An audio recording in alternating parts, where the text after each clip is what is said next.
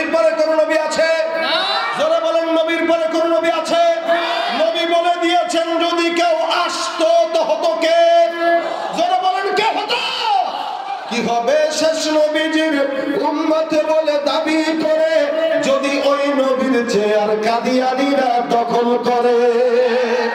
কি হবে শেষ নবীজির উম্মত বলে দাবি করে যদি ওই নবীর চেয়ার কাদিয়ানীরা দখল করে? নবীজির জন্য যদি রক্তের বহে নদী, নবীজির জন্য যদি রক্তের বহে নদী, তবুও হতো না এই দাবি থেকে। কি হবে বেঁচে থেকে অযথা বিদ্যা শিখে যদি না করতে পারি শোষণবিহীন সমাজে থাকে? ভাইরা আমার, এই কারণে ধারণা থেকে বাঁচার জন্য আল্লাহ পাক রব্বুল আলামিন আদেশ দিলেন। ধারণার কারণে বান্দা লজ্জিত হয়, ধারণার কারণে বান্দা অপমানিত হয়। এমনকি ওমর রাদিয়াল্লাহু তাআলা আনহু পর্যন্ত ধারণার কারণে একদিন একজনের কাছে লজ্জিত হয়ে গেছে। ওমর রাদিয়াল্লাহু তাআলা আনহুর জামানার ঘটনা। উনি ছিলেন আমিরুল মুমিনিন। আমিরুল মুমিনিন হওয়া অবস্থায় হযরত ওমর রাদিয়াল্লাহু তাআলা আনহু একবার রাত্রিবেলা বিবিকে ডাক দিয়ে বলে, বিবি, ঘরের মধ্যে নামাজ আদায় করলাম, তোমার হক আদায় করলাম, আল্লাহর হক আদায় করলাম, জনগণের কিছু হক আদায় আছে। আমি যেহেতু আমিরুল মুমিনিন, প্রতিদিন সুন্দর করে রাত্রিবেলা বের হয়ে দেখা লাগে কোন বান্দা গুনাহ করে, কে অসহায়। আমিরুল মুমিনিন তরবারে টেনে বের হয়ে গেছে দেখার জন্য সমাজের মধ্যে গুনাহ করে কে, উল্টা পাল্টা করে কে। চতুর্দিকে মরুভূমি, মাঝখানে আমিরুল মুমিনিন হাঁটে। কোন জায়গায় কেউ আছে যারা চুরি করবে, ডাকাতি করবে, এমন কোন গুনাহগার? আমিরুল মুমিনিন ওমর দেখার জন্য রাস্তায় যায়। হঠাৎ করে তাকায় দেখে কোন জায়গা থেকে আওয়াজ, দূর থেকে আওয়াজ ভেসে আসতেছে। কোন একটা মহিলার কণ্ঠে একটা চমৎকার কবিতা পাঠ হচ্ছে। আমিরুল মুমিনিন শুনতেছেন।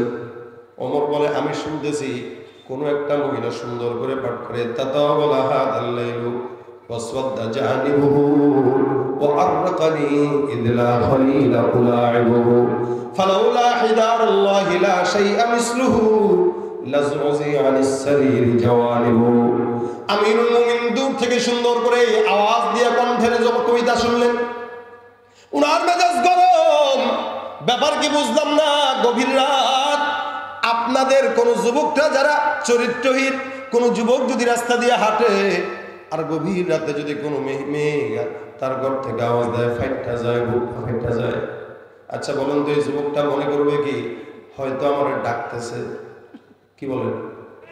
রাত্রিবেলা কিছু খদ্দের তালাশ করার জন্য কিছু পতিতা আছে না এই দেশে? এ মুসলমান, আমিরুল মুমিনিন মনে করলো মনে হয় কোনো নারী গুনাহ করার জন্য এরকম গান গাইতেছে, কাউকে ডাকবে। আমিরুল মুমিনিন প্রথম দুইটা শব্দ শোনার পর মেজাজ গরম হয়ে গেছে। তাতাওয়ালা হাদাল লাইলু ওয়াসওয়াদা জানিবুহু ওয়াররাকানি ইয লা খলিলা উলাইবুহু। মহিলাটা সুন্দর করে ছন্দে ছন্দে বুঝাইতে চায়, আহারে দীর্ঘ রাত, গভীর রাত, কালো হয়ে গেছে। এই রাত যত গভীর হয় প্রেম তত বাড়ে। যদি কোনো বন্ধু থাকতো তার সঙ্গে ঘরের মধ্যে প্রেম করতে পারতাম, খেলতে পারতাম, মজা করতে পারতাম, গল্প করতে পারতাম। এতটুকু শোনার পর আমিরুল মুমিনিনের মেজাজ গরম হয়ে গেল। কি বলে এটা? কোন বেঈমানটা আমি ওমরের জামানায় এমন যদি গুনাহ করে ফেলে, আল্লাহর কাছে আমি জবাব দিব কি? যার কারণে আমিরুল মুমিনিন তালাশ করা শুরু করলেন। আমিরুল মুমিনিন মনে করছে মহিলাটা মনে হয় ঘরের মধ্যে গুনাহে জড়ায় গেছে। একজন রাষ্ট্রপ্রধান হিসেবে এটাও তার দায়িত্ব যে তার রাষ্ট্রে থাকা অবস্থায় কেউ গুনাহ করছে কিনা। গুনাহ করলে দায়িত্ব তার। আমাদের দেশের প্রত্যেকটা নেতার এগুলো বোঝা উচিত যে শুধু নেতা হইলেই চলে না, আমিরুল মুমিনিন থেকে রাষ্ট্র পরিচালনা শেখা দরকার। গভীর রাতেও কোন গরিব অসহায় অবস্থায় আছে, কার ঘরে ফ্যান নাই, কার ঘরে কম্বল নাই, এটা দেখার দায়িত্ব সমাজের একজন সমাজ সেবকের দায়িত্ব। কেউ যদি এভাবে রাষ্ট্র পরিচালনা করতে পারে, সাক্ষাৎ আমিরুল মুমিনিনের মতো একজন নেতা সে হয়ে গেল। সুবহানাল্লাহ। কিন্তু আমাদের দেশে এরকম নেতা আছে কম। হ্যাঁ, নাই বলবো না, আছে হয়তো কম, কিন্তু অন্যদের সংখ্যাই বেশি। ঠিক কিনা ধরে দাও। এমন দেশের জন্য যদি রক্ত স্রোতে বহে নদী, সেই সে দেশকে মোদের জন্য কবুল করে না।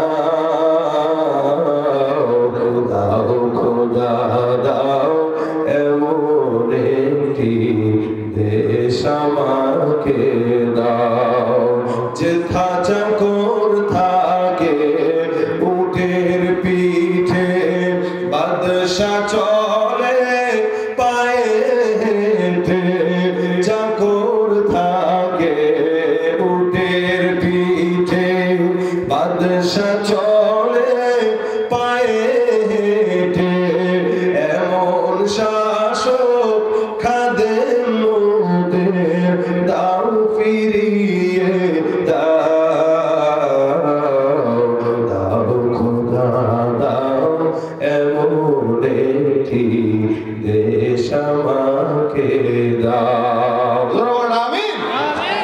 ভাইরা আমার খুব বুঝেন, আমিরুল মুমিনের মেজাজ গরম, দৌড় দিয়া চলে যায়। মহিলার দরজা তালাশ করে করতে পারি পেয়ে যায়।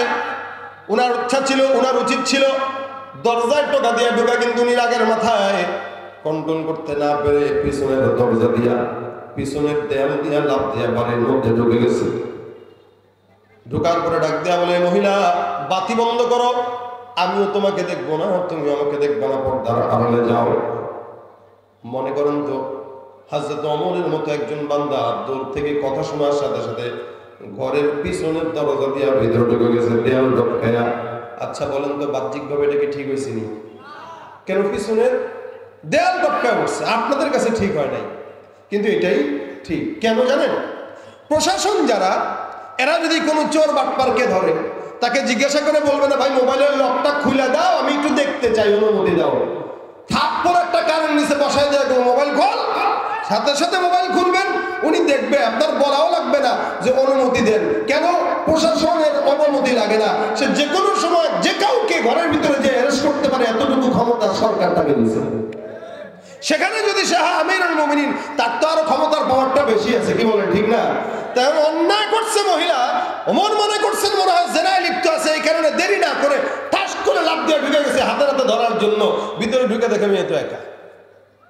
আমিরুল মুমিনিন ডাক দেয়া বলে, এ কি ব্যাপার, এরকম নোংরা নোংরা গান গাইতেছো কেন? ফাইটটা যায় আমার গান। আমাদের দেশে কিছু যুবকরা আছে, মাহফিলে আসে না, কিন্তু ও পাশানি তুমি কোথায় বললে ঠিকই যায়, ফাইটটা যায়, গানের ঠিকই যায়। সমাজে এই জন্য আপনাদের জন্যই তো আমরা সুন্দর সুন্দর গজল বানাই, কি ঠিক না? আমরা যদি এগুলা না বানাইতাম, না গাইতাম, আপনারা গানই শুনতে না জীবন। কারণ আমরা বানানোর কারণে আপনারা এখন গজল কিছু হইলেও শুনেন। এরপরেও যদি গান শুনে, ওর কপালে হেদায়েত আছে কিনা আল্লাহ মাবুদ ছাড়া কেউ জানে না। মানুষ সুরের পাগল, এটা স্বাভাবিক, কণ্ঠের পাগল, সুরের পাগল, কিন্তু ভালোটা যদি থাকে তাহলে খারাপটা কেন শুনবো, কি বলেন ঠিক না? আমিরুল মুমিনিন বলতেছে, হাই তুমি কেন এটা গাইলা বলো, অপরাধ করেছো, তওবা করো। মেয়েটা ডাক দেয়া কয়, আমি যদি অপরাধ করি একটা, আপনি কে? আমি একজন সেনাপ্রধান, আমি একজন সাধারণ জনগণ, তা আমি একটা অন্যায় করলে আপনি করছেন তিনটা। কয়টা? কারে বলতেছে? ওমরকে বলতেছে, যার ব্যাপারে নবী বলেছেন যে লাউ কানা বা'দি নাবিয়্যুন লাকানা ওমর ইবনুল খাত্তাব, আমার পরে যদি কোন নবী কেউ হইতো, সেটা কে হইতো? ওমর হইতো। এই দিনাজপুরবাসীরা মনে রাখবেন, স্পষ্ট মনে রাখবেন, বাংলাদেশে কোন নবী আসার সম্ভাবনা নাই, নবীর পরে আর কোন নবী আসার সম্ভাবনা নাই। এই উত্তরবঙ্গের মানুষ ইমানকে সাবধান রাখবেন। আমাদের এই দেশের আপামর সাধারণ জনগণের ইমান নষ্ট করার জন্য মির্জা গোলাম আহমদ কাদিয়ানীর বাচ্চারা আপনাদের ইমান ধ্বংস করার জন্য গোপনে গোপনে তারা তাদের নবীকে শেষ নবী হিসেবে প্রমাণ করতে চায়। এরা শেষ নবীকে নবী মানে না। যারা শেষ নবীকে নবী মানে না, মুসলমান হতে পারে না, তারা কাফের। ঠিক না? নবীর পরে কোন নবী আছে? যারা বলেন নবীর পরে কোন নবী আছে? নবী বলে দিয়েছেন যদি কেউ আসতো তো হতো কে? যারা বলেন কে হতো? কি হবে শেষ নবীজির উম্মত বলে দাবি করে, যদি ওই নবীর চেয়ার কাদিয়ানীরা দখল করে। কি হবে শেষ নবীজির উম্মত বলে দাবি করে, যদি ওই নবীর চেয়ার কাদিয়ানীরা দখল করে। নবীজির জন্য যদি রক্তের বহে নদী, নবীজির জন্য যদি রক্তের বহে নদী, তবুও হতো না এই দাবি থেকে। কি হবে বেঁচে থেকে অযথা বিদ্যা শিখে যদি না করতে পারি শোষণবিহীন সমাজে থাকে। নবীর পরে আর নবী আছে না? হযরত ওমরের ব্যাপারে নবী করিম সাল্লাল্লাহু আলাইহি ওয়াসাল্লাম বলেন, আমার পরে নবী যদি কেউ হইতো ওমর হইতো। আমিরুল মুমিনিন সুন্দর করে ওখানে গেলেন। মহিলাকে আমি যদি অন্যায় করি একটা, আপনি করলেন তিনটা। আমিরুল মুমিনিন কা আল্লাহ মাফ করে দাও। ইনি বলতে পারতেন আমার চিনো আমি কে, বলতে পারতেন না?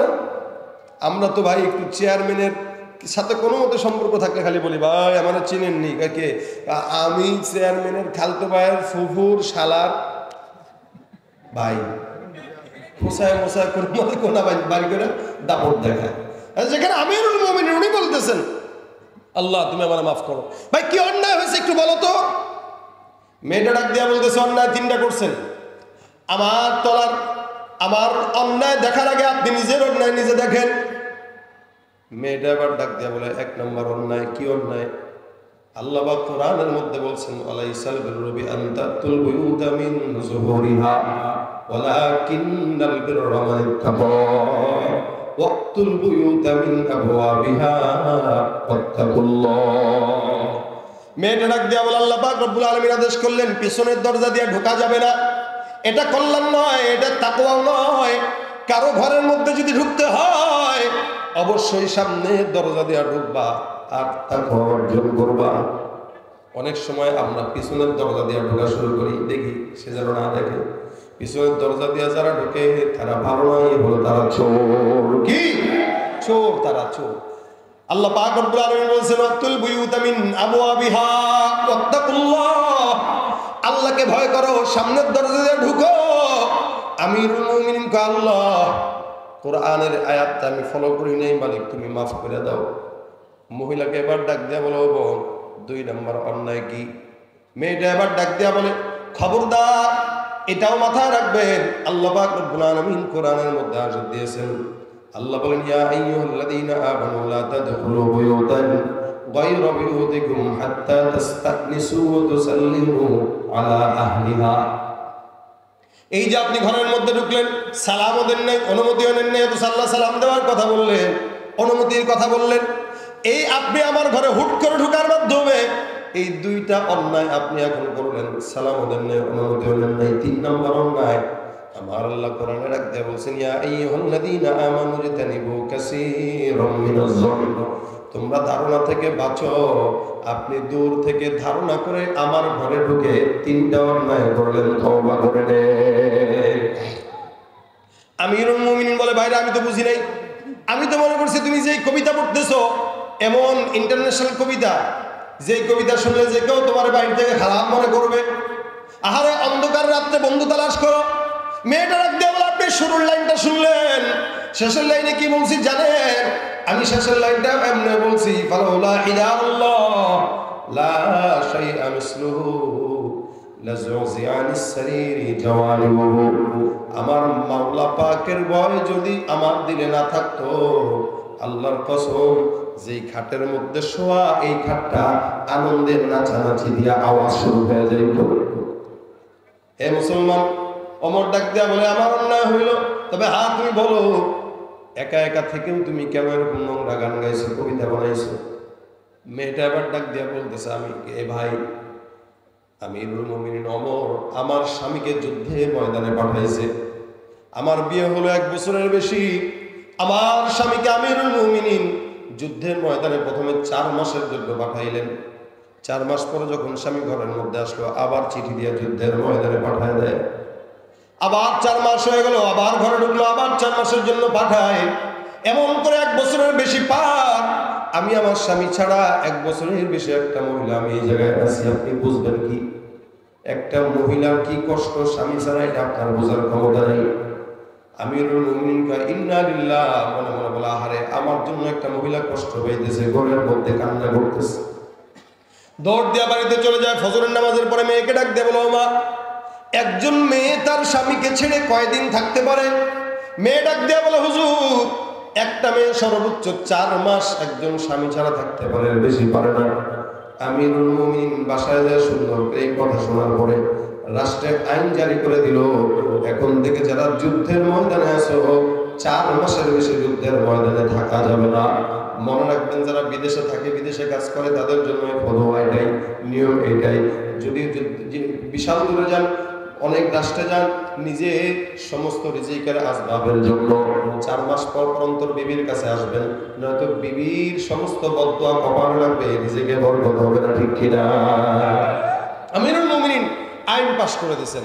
কথা এটা না, কথা হলো ওইটাই আসল। কি যে উনি প্রথমত ধারণা করে ভিতরে ঢুকে গেছেন, ঢুকার পরে লজ্জিত হয়েছেন যে আহারে, আসলেই তো ধারণা করে ঢুকা ঠিক হয় না, আগে টোকা দেওয়া দরকার ছিল। এই তুমি কি বলতেছো এগুলা, তোমার ঘরে কি কেউ আছে কিনা, একটু জিজ্ঞাসা করে যদি ঢুকতো, ওমরের মতো লোক একটা মেয়ের কাছ থেকে এতটুকু আশা করতো না। কিন্তু তারা এগুলোকে খারাপ মনে করতেন না, তারা ইসলাম যার থেকে পাইতেন, হাদিস যার থেকে পাইতেন, তার থেকেই নিতেন। কারণ প্রত্যেকটা সাহাবীদের অন্তরে রাসূলের হাদিসের প্রতি, আল্লাহর বিধানের প্রতি মহব্বত ছিল। আমার এই জন্য ভাইরা আমার, সমাজের ভিতরে ধারণা, গীবত, শিকায়েত, পরনিন্দা, জবানের হেফাজত করা আল্লাহ পাক রব্বুল আলামিন বলেন, দুনিয়ার জমিনে কেউ যদি কারো বিপরীতে বলে, আল্লাহ পাক বলেন, ইয়া আইয়ুহাল্লাযীনা আমানু লা ইয়াসখার কওমুম মিন কওমিন আসা আন ইয়াকুনু খায়রাম মিনহুম ওয়ালা নিসাউম মিন নিসাইন আসা আন ইয়াকুননা খায়রাম মিনহুম। আল্লাহ পাক ঈমানদারদেরকে আওয়াজ দেয়া বলেন, আদেশ দেয়া বলেন, হে ঈমানদাররা, কোন মুমিন কোন পুরুষকে, কোন মুমিন পুরুষ কোন মুমিন পুরুষকে ছোট করবা না, কোন মুমিন নারী কোন মুমিন নারীকে ছোট করবা না। এমন তো হতে পারে তুমি যাকে ছোট মনে করলা, আল্লাহর কাছে সেই বান্দাটাই দামি, তুমি কম দামি।